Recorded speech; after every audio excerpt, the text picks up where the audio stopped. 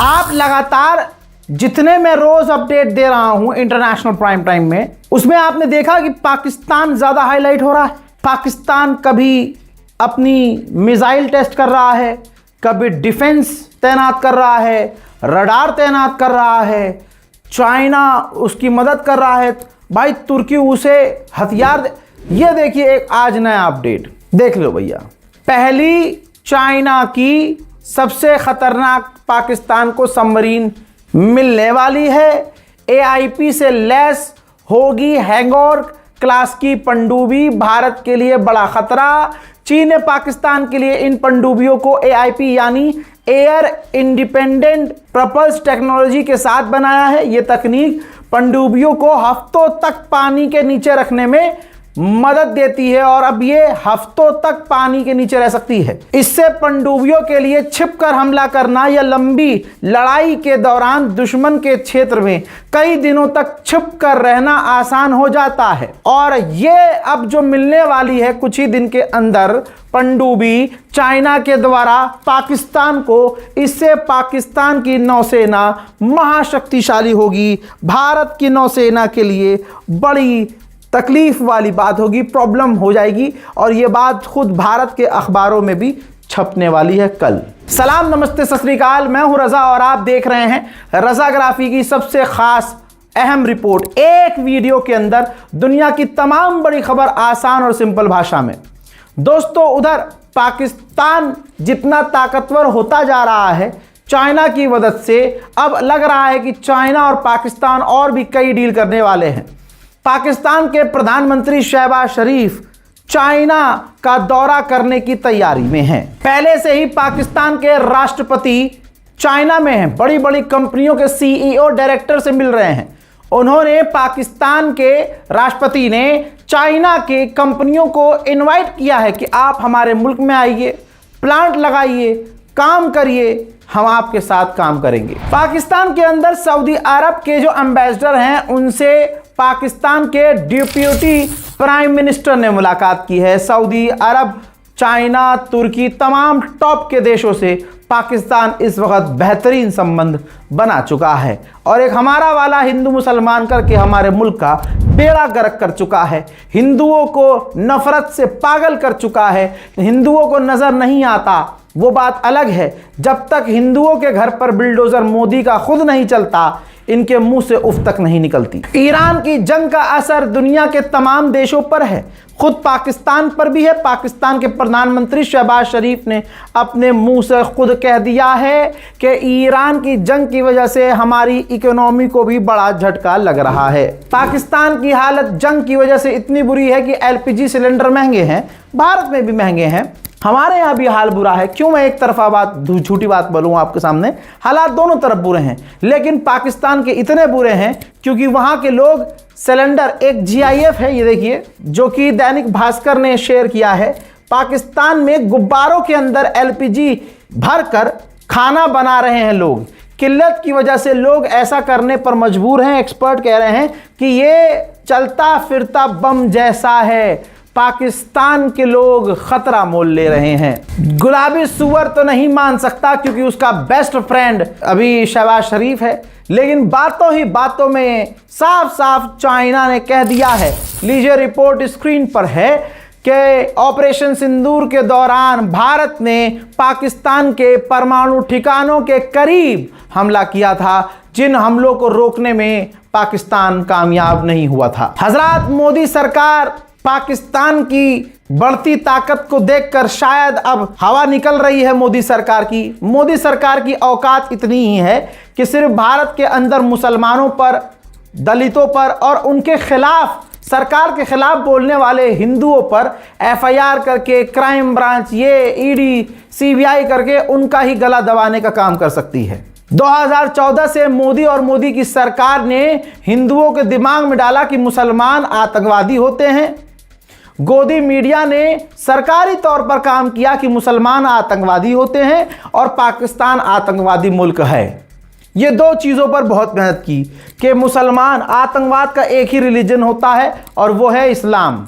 आज इसी मोदी सरकार की इतनी हवा टाइट है कि आज सच बोलना पड़ गया है। भारत के रक्षा मंत्री राजनाथ सिंह ने कहा कि टेररिज्म का कोई देश, कोई धर्म नहीं होता है। ये वीडियो जो आप देख रहे हैं ये किर्गिस्तान में शंघाई कॉरपोरेशन ऑर्गेनाइजेशन की मीटिंग की है, जिसमें विदेश में किर्गिस्तान की जमीन पर भारत के रक्षा मंत्री ने यह बात कही। और सुनिए आप भी ये बात। इसकी निरंतरता बनी रहे। हमें यह नहीं भूलना चाहिए कि आतंकवाद का न कोई देश होता है और न कोई धर्म। टेररिज्म और इनोसेंट ह्यूमैनिटेरियन लॉस के लिए कोई भी वजह, चाहे वह वास्तविक हो या काल्पनिक, जायज नहीं है। एक्सेलेंसी, इस संदर्भ में यह सुन लिया तो जो आज एक सड़ा हुआ समाज, एक गंदा घिनौना समाज जो मुसलमानों की नफरत में सूअर चूम रहा है, गू चाट रहा है, उन्हें जिल्लत को अपनाना पड़ रहा है। आप देखिए कि उनके साथ कितना बड़ा धोखा हो गया है। यह है मोदी सरकार की औकात। राजनाथ सिंह ने कभी गलत नहीं कहा, यह आदमी गलत कह ही नहीं रहा है, लेकिन दोगलापन देखिए डिफेंस मिनिस्टर और हमारी सरकार का कि जब ये दूसरे देश में होते हैं तब ये अच्छी अच्छी मीठी मीठी प्यारी प्यारी बात करते हैं। मुल्क में आकर बीजेपी के जितने गुलाम हैं वो सारे मुसलमानों के खिलाफ बयान देते हैं, क्योंकि इनकी औकात सिर्फ इतनी है कि अगर इनके भाषणों से, योगी के ही भाषणों से आप मुसलमान निकाल दो, कह दो भाई साहब ऐसा है, तुम मुसलमान का जिक्र मत करो, सोचो तुम्हारे लिए मुसलमान मर गए, अब बोल के दिखा, तो अब्बा डब्बा चब्बा हो जाएगा। अब्बा डब्बा चब्बा हो जाएगा। बंगाल में भी जाकर मुसलमान, इस्लाम, काबा की जमीन, 4 शादी, अबे भाई हल्का, इतना ना मतलब अंधा ही समझ। लेकिन बंगाल में मोदी सरकार लगातार नंगी हो रही है। अब वहां मोदी सरकार जो जीतेगी वो अपने, हाँ समझ रहे हो, दूसरे वाले रास्ते से जीतेगी। और मैं पहले से मानता हूं कि भारत का प्रधानमंत्री मोदी है। वो मोदी नहीं, वो राजा है। वो ऐसा राजा है कि उसे कोई हरा नहीं सकता। वो ताकत के दम पर जमा हुआ है। लोकतंत्र भारत में 2014 में ही खतरे में पड़ गया था और अब लोकतंत्र नाम की भारत में कोई चीज नहीं है। रक्षा मंत्री राजनाथ सिंह ने जो बात कही, इसके बाद जिन हिंदुओं को सिखाया ही यही गया था 2014 के बाद कि मुसलमान आतंकवादी है और पाकिस्तान आतंकवादी देश है। सोचिए पाकिस्तान को राजनाथ सिंह ने क्लीन चिट दे दी। क्यों दे दी? इतना दम है तुम में, इतनी भसोट है तुम में, तो तुम्हें बोलना चाहिए था शंघाई कॉरपोरेशन ऑर्गेनाइजेशन में, SCO की मीटिंग में बोलना था कि आतंकवाद का कोई मजहब नहीं होता, लेकिन आतंकवाद जो देश चला रहा होता है जैसे पाकिस्तान, हम उसका समर्थन नहीं करते हैं, लेकिन आतंकवाद का मजहब नहीं होता, इंसानियत से बड़ा कोई मजहब नहीं होता। कहते ना ये, लेकिन नहीं बोले, तो ये बोल दिया कि कोई देश आतंकी नहीं होता है। समझ रहे हैं? इनको इसलिए बोलना पड़ा है क्योंकि इनका दोस्त इजराइल है, इनका फादरलैंड इजराइल है, तो इन्होंने क्लीन चिट दे दी इस बहाने पाकिस्तान को, क्योंकि अब औकात ही नहीं है। जब डोनाल्ड ट्रंप पाकिस्तान का दोस्त बन चुका है और डोनाल्ड ट्रंप के कहने पे अगला ऑपरेशन सिंदूर मिटा देता है, तो आप मुझे बताइए औकात होगी पाकिस्तान के खिलाफ बोलने की? नहीं है। लेकिन बात गलत नहीं बोली राजनाथ सिंह ने। अब इस पर जो 2014 से हिंदुओं को जहर पिलाया गया था, जिन हिंदुओं ने जहर फैलाया था, वो पागल हो गए। RSS को और भाजपा को अब गरिया रहे हैं। आइए नरसिंहा लंड सरस्वती का आप ये बयान सुनते हैं। राजनाथ सिंह जी ने बयान दिया है कि आतंकवाद का ना तो कोई धर्म होता है और ना ही आतंकवाद का कोई देश होता है। ये केवल इतना दर्शाता है कि भाजपा और संघ से जुड़ा हुआ प्रत्येक व्यक्ति पागलपन की पराकाष्ठाओं को पार करके अब उन्मादी हो चुका है। वरना एक सामान्य पागल भी ये अच्छी तरह से अब जानता है कि दुनिया में जो आतंकवाद के नाम से चल रहा है, इसे इस्लाम का जिहाद कहते हैं, जो इस्लाम के अनुसार हो रहा है और मुसलमान का ये मौलिक धार्मिक कर्तव्य है। हर मुसलमान का कर्तव्य है जिहाद करना। उनकी कुरानों और हदीसों से ये प्रमाणित है। और दुनिया में भी जितने मुसलमान देश हैं, चाहे वो सऊदी अरब हो, चाहे इराक हो, चाहे ईरान हो, चाहे दुबई हो, चाहे कतर हो, चाहे पाकिस्तान हो, कंगला पाकिस्तान, चाहे अफगानिस्तान हो, बदमाश लुटेरों का अफगानिस्तान, चाहे बांग्लादेश हो, चाहे भारत के ही मुसलमान क्यों ना हो, ये सभी इस जिहाद को समर्थन भी देते हैं, सहयोग भी देते हैं और समय मिलता ही ये इसे करते भी हैं। जैसे आपने कल ही देखा होगा, कलमा पढ़वाकर एक अमेरिका रिटर्न मुसलमान ने 2 चौकीदारों की हत्या करने का प्रयास किया। एक छोटा सा उदाहरण है, ये उदाहरण दुनिया के हर कोने में आपको लाखों और करोड़ों की। हजरात, हमारे प्रधानमंत्री माननीय मोदी जी का यूरोप का ट्रिप शुरू होने वाला है। कहा जा रहा है कि अगले महीने यूरोप के ट्रिप पर घूमने जा सकते हैं, काम से जा सकते हैं और बीच में वो यूएई भी उतर सकते हैं। वहीं मेरे दोस्तों, भारत जो है लगभग 1.2 बिलियन डॉलर की डील कर रहा है मिसाइलों की, रॉकेट की रशिया से। जी हां, कहा जा रहा है R-37M मिसाइल का मॉडल है और यह मॉडल भारत रूस से खरीदने की तैयारी में है, तेजी में है। उधर अब रशिया ने Su-57 को और एडवांस कर दिया है और उसको बना दिया है 5वीं पीढ़ी का, 5th जनरेशन का टॉप एडवांस फाइटर जेट, जो F-35 की भी टक्कर का है। चाइना के पास भी इतना एडवांस फाइटर जेट नहीं है, 5th जनरेशन, और ऊपर से AI भी इसके अंदर, आर्टिफिशियल इंटेलिजेंस भी रशिया ने अपने फाइटर जेट Su-57 में डाल दिया है।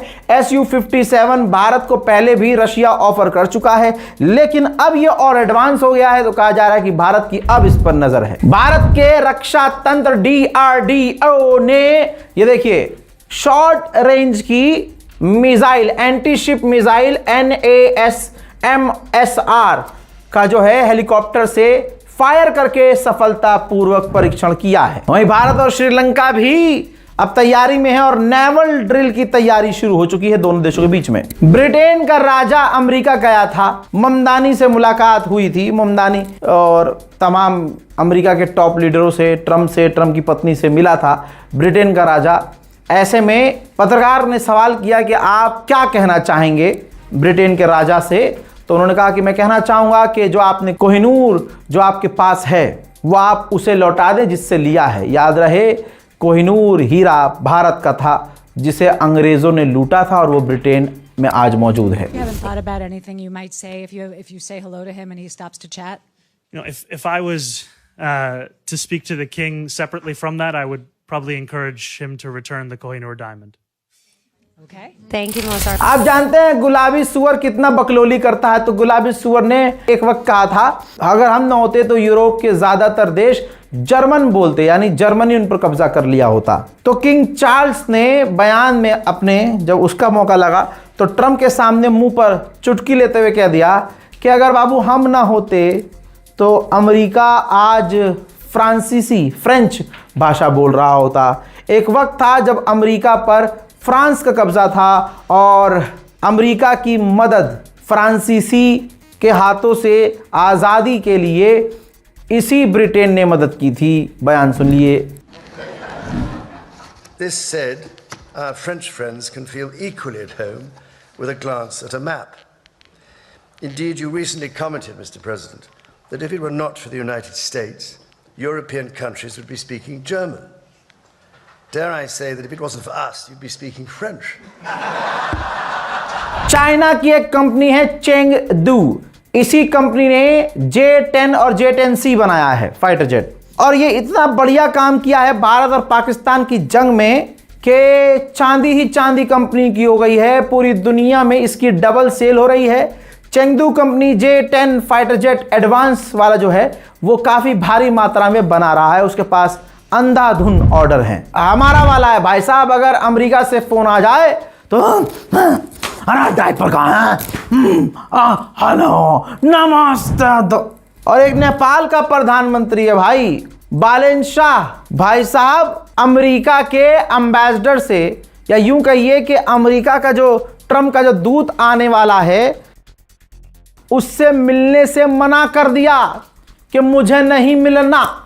जबकि अमेरिका ने नेपाल को 6 एडवांस लड़ाकू हथियार फ्री में देने का लालच दिया है। अब सोचिए 56 इंच वाले के बारे में। मोहतरम हजरात, आज हालत ये हो गई है मोदी सरकार और अंधभक्तों की वजह से, किसी भी अंधभक्त के पिछवाड़े में हाथ डाल के उससे पूछो तो सही कि तेरा बाप में और तेरे में इतना दम क्यों नहीं है कि तू नेपाल को जवाब दे। भाई नेपाल तक मोदी के मुंह पर थूक रहा है। ये देखिए थूका क्या है। ये है भाई साहब मोदी सरकार की औकात। ये है हिंदुओं की सरकार, हिंदूवादी सरकार। औकात देखो बे अपनी औकात। जब मुगल थे ना, मुसलमान जब मुल्ले इस देश को चलाते थे तो अफगानिस्तान तक हमारा कब्जा था, अफगानिस्तान भी हमारा था। ये देखो नेपाल 2 कौड़ी का, ये देखो साला क्या किया है। नेपाल की एयरलाइंस ने मैप जारी किया और बताने की कोशिश की कि हमारी नेपाल की एयरलाइंस दुनिया में कहां कहां काम कर रही है। ठीक है, नेपाल एयरलाइंस फ्लाइट नेटवर्क। अब भारत का जरा मैप देखिए। भारत का जो हमारा जम्मू एंड कश्मीर है, पूरे कश्मीर को नेपाल ने पाकिस्तान का दिखा दिया है राजनाथ सिंह में दम, रक्षा मंत्री है ना हमारे, हैं लाल दिखाएंगे चाइना को। लाल तुम्हारी लाल हुई पड़ी है, हर जगह जाके मिलाते हो। अरे मिलाए, अरे नेपाल है, फूक दो तो हिल जाए।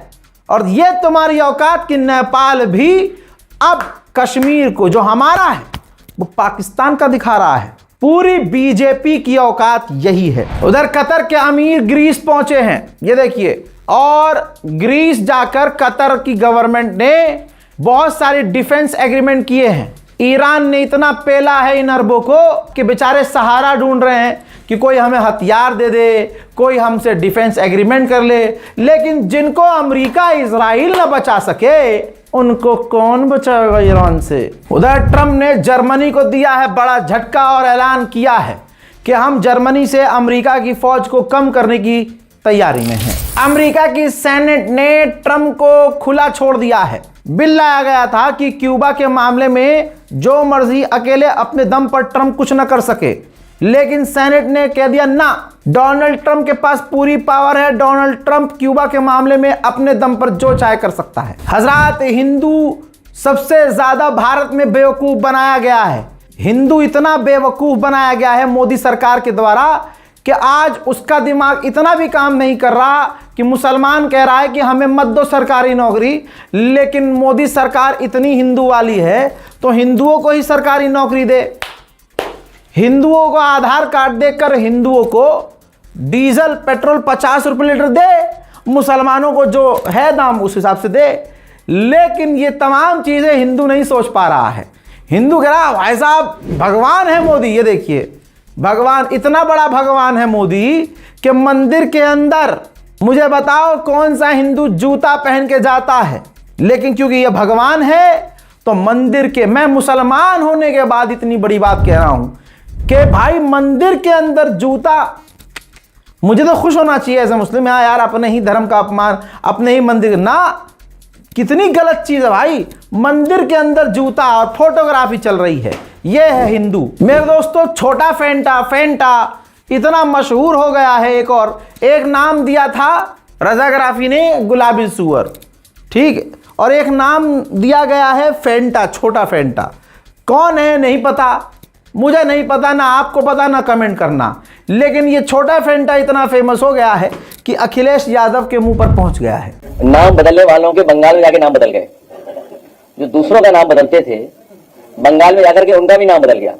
पता नहीं किसका नाम है छोटा फेंटा।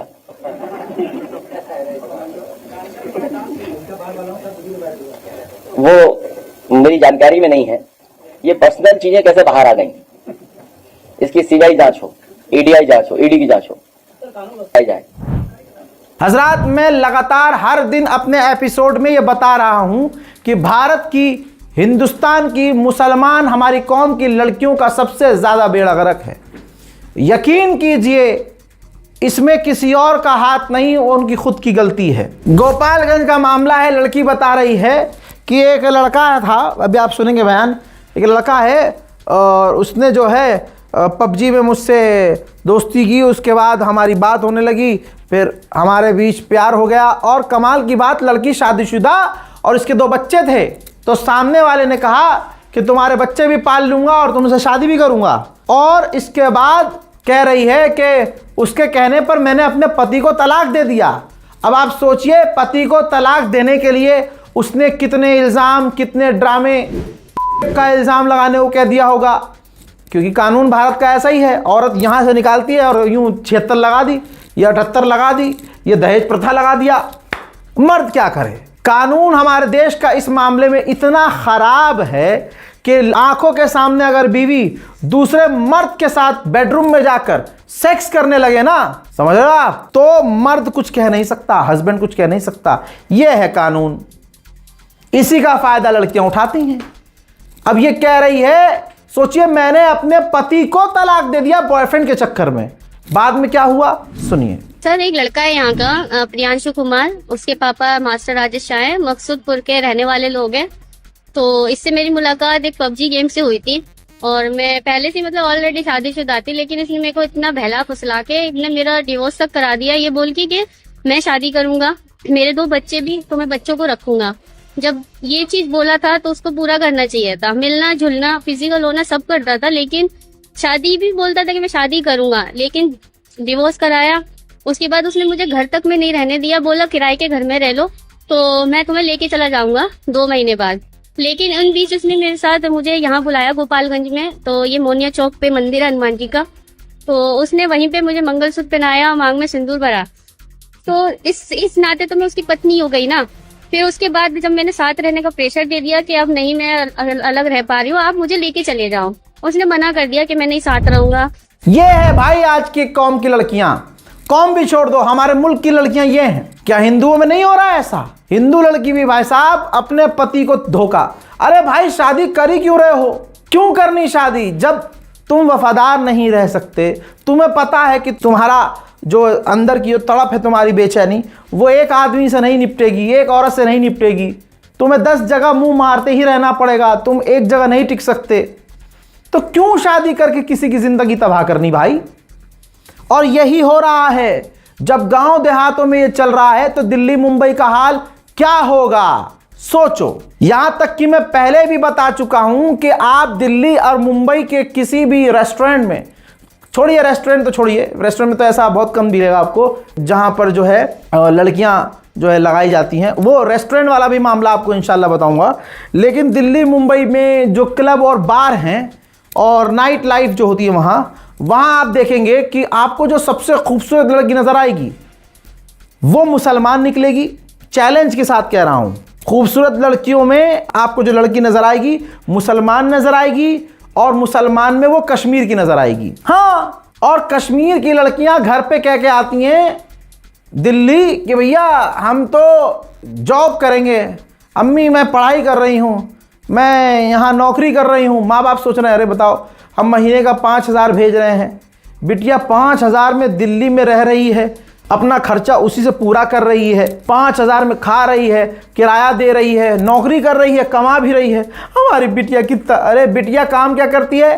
रात होते ही 11-12 बजे सज धज के कपड़े आप जानते हैं क्लब में, सज धज के वो क्लब जा रही है और वहाँ जाके लड़कों का बिल बनवा रही है।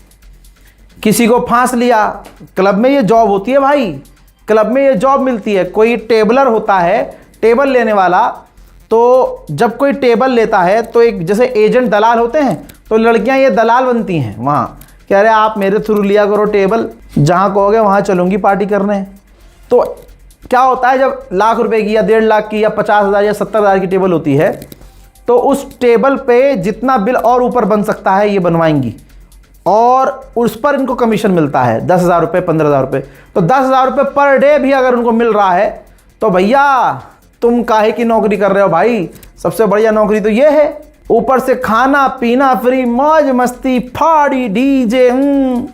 फिर ये लड़कियां हर दिन नए लड़के, और अगर कोई मालदार, जाहिर सी बात है टेबल ले रहा है मालदार है, अगर उसमें से कोई लड़का फंस गया, और क्यों नहीं फंसेगा भाई, लड़कों को तो चाहिए बस यहाँ पार्टी करनी है, शराब पीनी है, मौज करनी है, फ्लेक्स करना है भाई, ऑडी BMW से आए हैं। तो ये लड़की जो साथ में जिसने टेबल बुक करवाई थी ये साथ में जाएगी, क्योंकि वो सामने से लड़का लाइन मारेगा इस पर पूरे टाइम। और इसको पता है कि मैं इसकी बात मानूंगी, इसे फंसाऊंगी तो मेरा परमानेंट दोस्त बन जाएगा, कस्टमर बन जाएगा। ये मैं जहाँ कहूँगी वहाँ जाएगा पार्टी करने के लिए, और जहाँ मेरे थ्रू जाएगा तो भैया मुझे कमीशन मिलेगा। ये कश्मीरी लड़कियों का काम बता रहा हूँ, धंधा बता रहा हूँ जो दिल्ली में चल रहा है। फिर क्या होगा, फिर ये उसके साथ जाएंगी भी, होटल भी जाएंगी। वो क्या घर जाएगा? जाएगा तो फ्लैट जाएगा, घर जाएगा अपने। तो आप समझ रहे हो आगे की कहानी, मुझे बताना नहीं है। ये चल रहा है और मुसलमान लड़कियां सबसे ज़्यादा इसमें हैं। हमारी कौम के हालात देखो, आप कौम के हालात देखो, सिर्फ लड़के लड़कियों की नहीं, आप दोनों के देखो। ऐसा नहीं करा कि लड़की के देखो भाई, लड़कों के भी देखो। फैज़ नाम के एक लड़के ने, और लड़के तो होते ही एक नंबर के मादर जात हैं।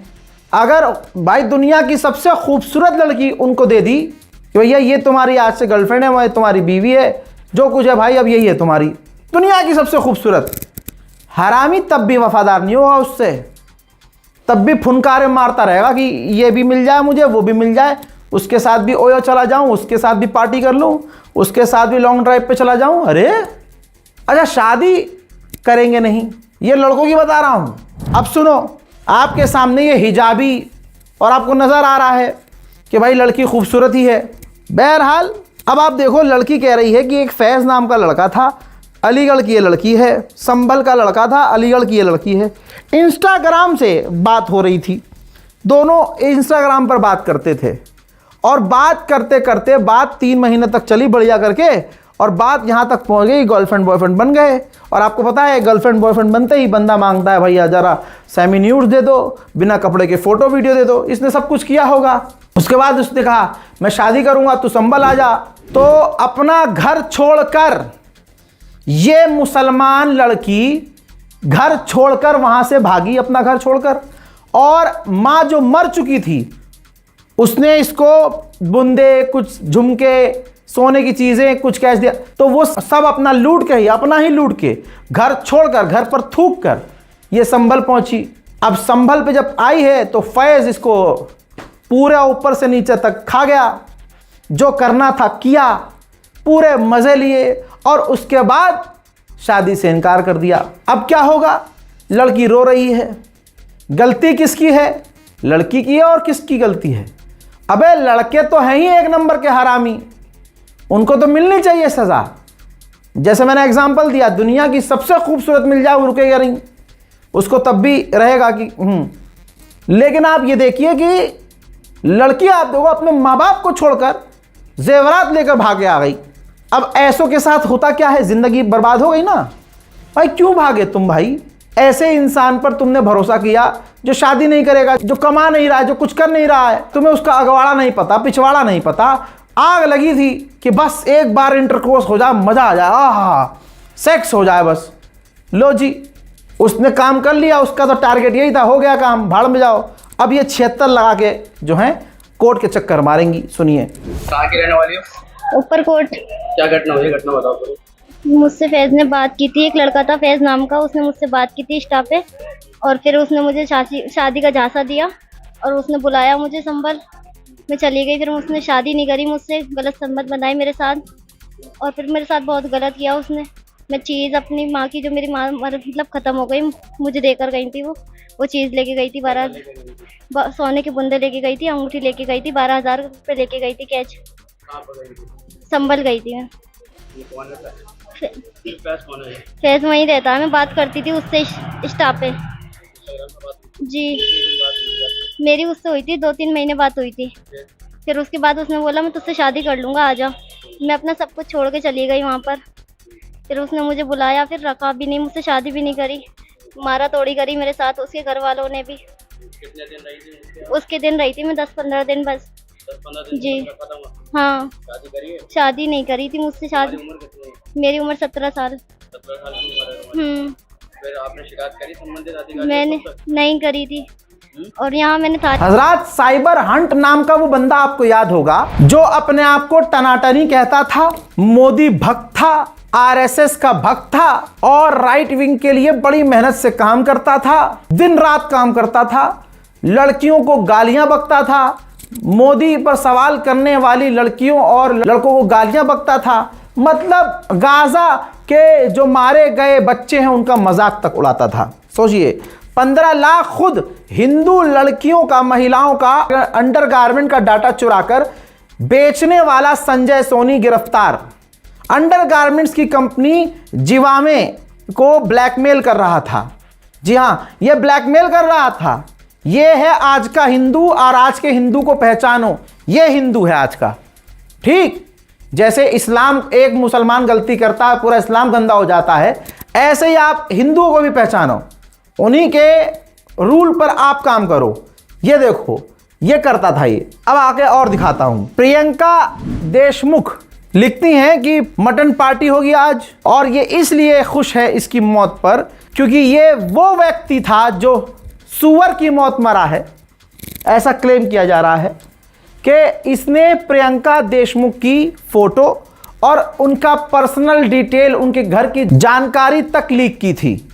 तो जाहिर सी बात है, कोई भी लड़की ट्रॉमा में चली जाएगी, नफरत की इंतहा होगी ही, तो भाई वो नफरत तो करेगी ही, ट्रॉमा होगा भाई उसके लिए। और खुदा की कसम, ये साइबर हंट नाम का आतंकी दिन रात सिर्फ हिंदू मुसलमान, अब ये जिंदा हो, झूठी खबर हो, कुछ भी हो, लेकिन अभी तक इसके घर वालों के द्वारा यही कहा जा रहा है। दोस्तों, अंतर्राष्ट्रीय प्राइम टाइम रिपोर्ट में आज अभी के लिए इतना ही। इस रिपोर्ट को शेयर कीजिए, दुआओं में मुझे याद रखिए। जय हिंद।